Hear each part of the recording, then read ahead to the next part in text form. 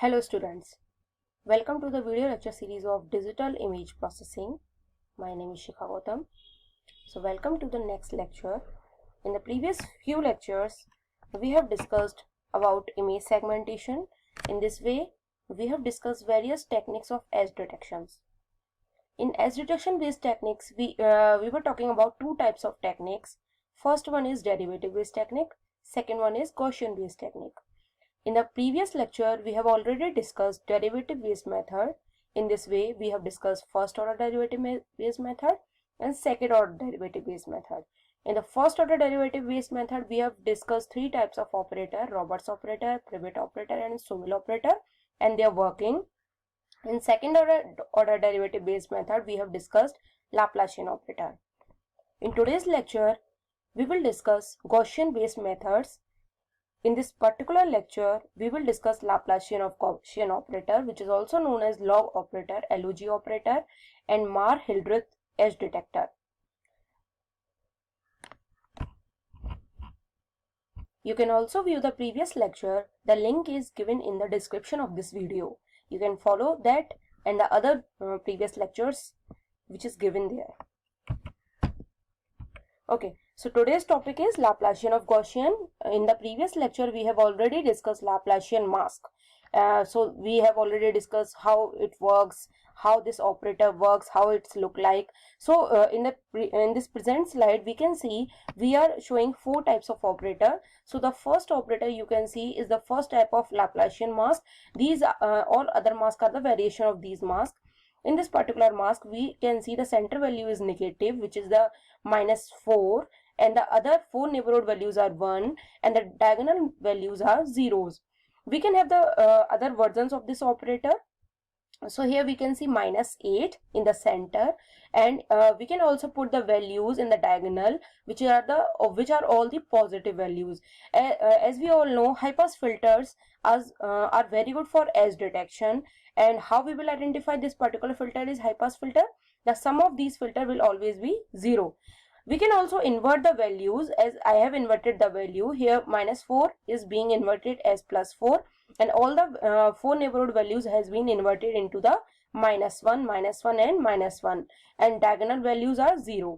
We can also invert this mask. Here the center value is 8, and all the other 8 neighbors are -1. So this was the Laplacian mask which we have already discussed in the previous lecture, which is lecture 4. In today's lecture, we will discuss Laplacian of Gaussian. So as we can see here, the name is Laplacian of Gaussian. That means we have a combination of Gaussian and Laplacian. So as we already know कि Laplacian filter is very sensitive to noise. तो Laplacian filter sensitive होता है बहुत ज़्यादा noise के लिए, इसीलिए हम usually prefer करते हैं कि Laplacian filter को edge detection में use ना करें.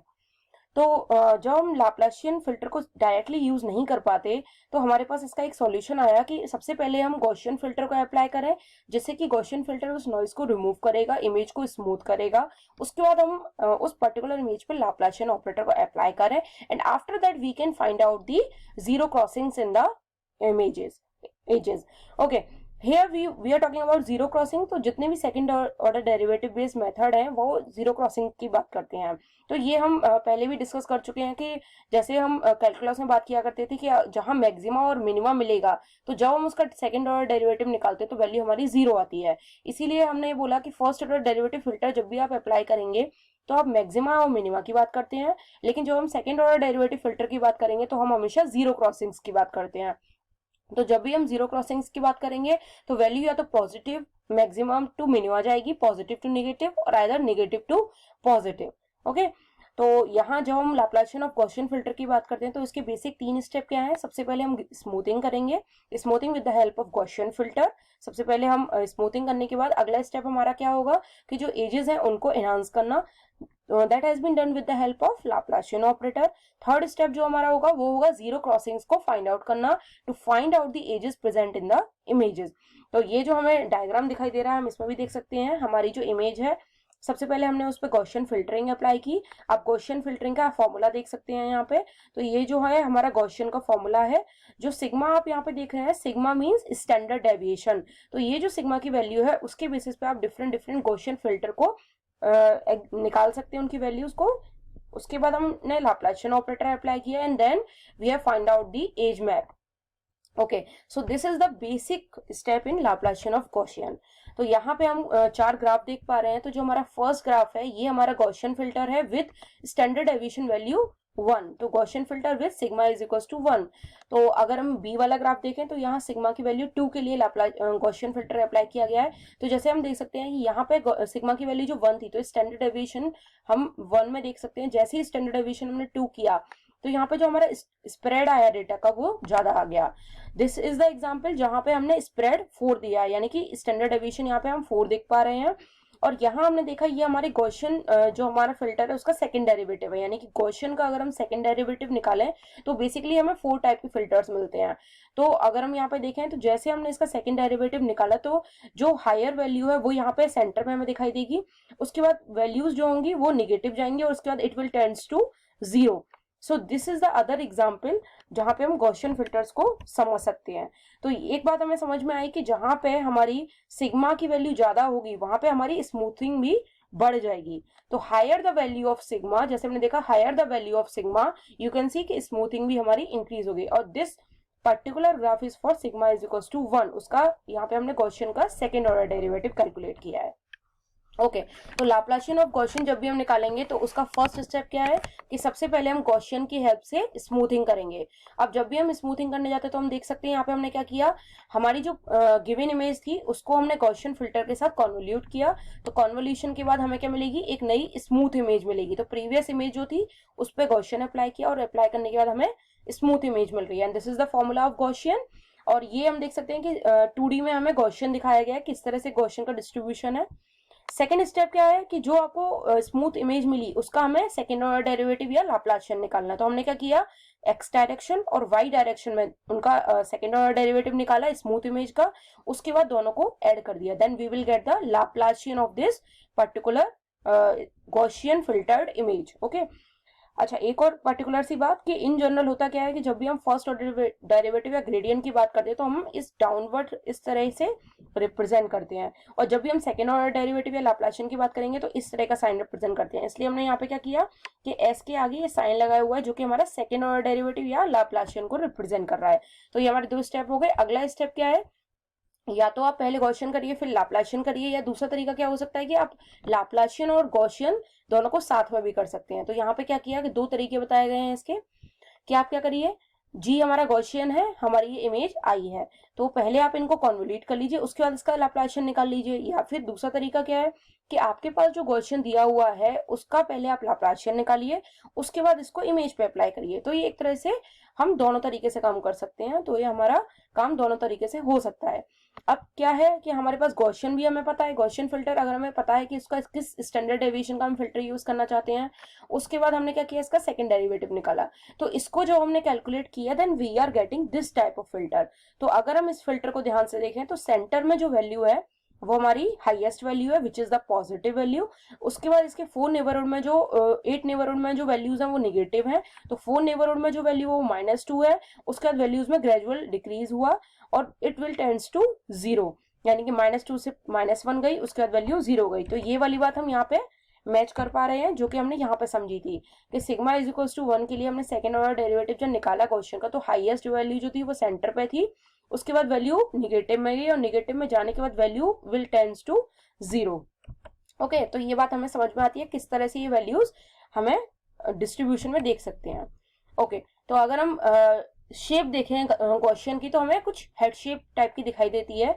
और यहाँ पे जो हम देखते हैं ये जो हमारा Gaussian Laplacian of Gaussian filter है, इसकी जब आपने शेप देखी, इसका दूसरा नाम मैक्सिकन हेड ऑपरेटर भी है क्योंकि इसकी जो शेप है वो मैक्सिकन हेड की तरह दिखाई देती है। तो इसकी जब हमने शेप देखी तो हमने देखा कि भाई डेल्टा स्क्वायर एच यानी कि जो सेंटर की वैल्यू है वो हमेशा मैक्सिमम रहेगी। उसके बाद क्या हुआ, वैल्यूज निगेटिव हुई और निगेटिव होने के बाद बाकी जो वैल्यूज है वो 0 की तरफ टेंड्स कर रही हैं। तो this can be understood with the help of this mask as well. Okay, अब हम समझते हैं कि लाप्लासियन ऑफ गॉसियन एल्गोरिथम कैसे काम करेगी। तो तो आप क्या कर सकते हैं कि या तो आप पहले डायरेक्ट क्या करिए कि गॉसियन फिल्टर पे सीधे 2D फिल्टर अप्लाई कर दीजिए, या फिर आप कर सकते हैं कि 4 1D फिल्टर्स आप अप्लाई कर सकते हैं। तो GX, GXX, GY और GYY फिल्टर, तो इस तरह से आप चारों को भी अप्लाई करके उनका एडिशन निकाल के भी रिजल्ट फाइंड आउट कर सकते हैं। ओके, नेक्स्ट वन कि आप जीरो क्रॉसिंग निकालिए। तो जैसे हमने बोला सेकंड ऑर्डर डेरिवेटिव में हमें जीरो क्रॉसिंग फाइंड आउट करनी होगी, then we will find out zero crossing. Zero crossing कैसे कैसे फाइंड आउट कर सकते हैं? वैल्यूज जब भी जीरो क्रॉसिंग की हम बात करेंगे तो क्या होगा, या तो plus to minus maxima to minima tend करेगी, या फिर क्या हो सकता है मैक्सिमा देन बीच में जीरो देन मिनिमा, या फिर मिनिमा टू मैक्सिमा, या फिर मिनिमा यानी माइनस जीरो देन प्लस की तरफ टेंड करेगी। तो इस तरह से आप जीरो क्रॉसिंग्स को फाइंड आउट कर सकते हैं। Next step is to find the slope of zero crossing. तो स्लोप आप कैसे फाइंड आउट करोगे? जैसे कि अगर हम 2 पॉइंट की बात कर रहे हैं कि a कॉमा माइनस बी, तो इनका जब हम जीरो क्रॉसिंग की बात करेंगे तो एक तरह से हम क्या कर रहे हैं, इनके बीच में डिफरेंस फाइंड आउट करने की कोशिश कर रहे हैं। तो इसका रिजल्ट क्या निकलेगा? एब्सोल्यूट वैल्यू जो निकली वो a प्लस बी निकलेगी, क्योंकि we were talking about minus B, A और माइनस बी का हम डिफरेंस निकालने की कोशिश कर रहे थे। सो this is the slope of zero crossing. इस तरह से हम डिफरेंस निकाल लेंगे। उसके बाद हम कोई भी थ्रेशोल्ड वैल्यू जो कि हमारे एप्लीकेशन पे डिपेंड करेगा कि हमें कितनी एजेस फाइंड आउट करनी है, डिटेक्ट करनी है, तो उसके बेसिस पे हम थ्रेशोल्ड निकालेंगे और then we will find out the edges with the help of Laplacian of Gaussian filter. Okay, तो आई होप आपको ये समझ में आया हो कि किस तरह लाप्लासियन ऑफ गॉसियन फिल्टर काम कर रहा है। So now we will see the result of Laplacian of Gaussian filter. So this is an image which has been given. उसके बाद हमने इस पर Laplacian filter अप्लाई किया MATLAB में, उसका जो रिजल्ट जनरेट हुआ we can see ये कुछ हमारे रिजल्ट्स हैं। So we are getting better result than previous filters. तो Laplacian of Gaussian बहुत अच्छा काम करता है एज डिटेक्ट करने में। This is the second order derivative based method, तो ये जीरो क्रॉसिंग्स पे काम करेगा। आई होप ये समझ में आया है आपको। If you are having any query then you can ask me in comment. If you like this, then subscribe and like my channel. Thank you so much. In the next lecture, we will discuss how to work with Kenny age detector. Thank you so much.